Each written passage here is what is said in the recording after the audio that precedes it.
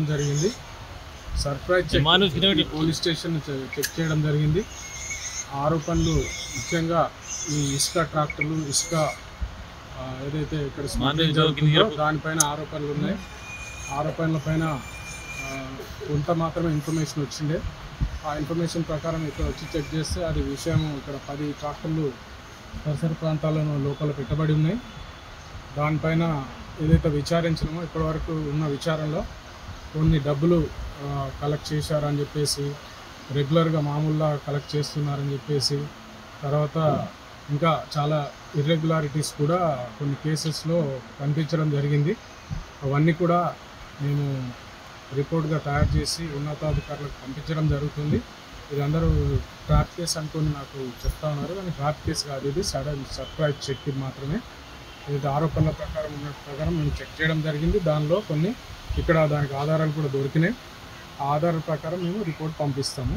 తర్వాత ఈ ఏరియాలో చాలా రోజుల నుంచి కూడా మాకు ఫిర్యాదులు వస్తూ ఉన్నాయి. ఈ ఇసుక విషయంలో చాలా స్మగ్లింగ్ జరుగుతూ ఉన్నది. చాలా వందల ట్రాక్టర్లు ఈ ఏరియా మొత్తం మీద ఈ మంజీరా నది నుంచి తీసుకువెళ్తున్నారని చెప్పేసి ఆరోపణలు వస్తూ ఉన్నాయి. సరైన ఎవరైతే కంప్లైంట్లు ఉన్నారో వాళ్ళు కొంతమంది భయపడి ముందుకు రావటం లేదు. ఇందులో కూడా చాలామంది ముందుకు వచ్చినట్టే వచ్చి మళ్ళీ భయపడి వెనక్కి పోతూ ఉన్నారు. వాళ్ళందరూ కూడా ఎవరైతే కంప్లైంట్ ఇవ్వదలుచుకున్నారో మామూలు పబ్లిక్ కానీ ఇంకెవరైనా సరే భయం లేకుండా ఏసీబీకి ఫిర్యాదు చేయాలి. ఈ ఫిర్యాదుదారుల వివరాలు ఎట్టి పరిస్థితుల్లో మేము బయటకు చెప్పడం జరగదు. ఇలాంటి అరికట్టాలనుకున్న వాళ్ళు ముందుకొచ్చి మాకు చెప్పొచ్చు. మీకు వచ్చినటువంటి ప్రెస్ నోట్లో కూడా మేము అన్నీ కూడా 1064 ఇది టోల్ ఫ్రీ నెంబర్, ఇది ఎవరైనా ఫోన్ చేయొచ్చు. తర్వాత ట్విట్టర్ ఉంది, తర్వాత వాట్సాప్ గ్రూప్ సంబంధించిన వివరాలు కూడా మీ అందరికి ఇచ్చడం జరిగింది. ఇందులో ఇవన్నీ కూడా పబ్లిక్కి తెలియజేసి ఇంకా ఈ ఆఫీసే కాకుండా ఇతర డిపార్ట్మెంట్లు ఎలాంటి లంచం సంబంధించిన విషయాలు ఉన్నా కానీ పోలీసులకు మన ఏసీబీకి తెలియజేస్తే తగిన విధంగా వాళ్ళ పేరు వివరాలన్నీ గోప్యంగా ఉంచుతూ వాళ్ళకి న్యాయం చేసే విధంగా మేము ప్రయత్నం చేస్తాం.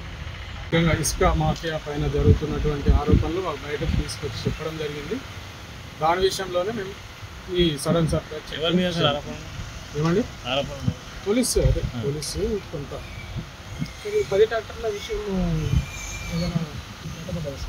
అవును 10 ట్రాక్టర్లు ఇక్కడ ఉన్నాయి. అది ఆరోపణ ఏదైతే వచ్చిందో దాని ప్రకారమే ఇక్కడ ఉన్నాయి. అవి ఇర్రెగ్యులారిటీతోనే ఉన్నాయి, కేసులు అయినాయి.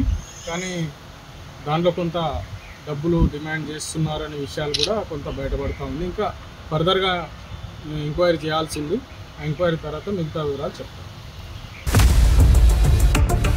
ఇండియా పాకిస్తాన్ ఉద్రిక్తతలపై లేటెస్ట్ అప్డేట్స్ కోసం డౌన్లోడ్ చేసుకోండి RTV లైవ్ యాప్.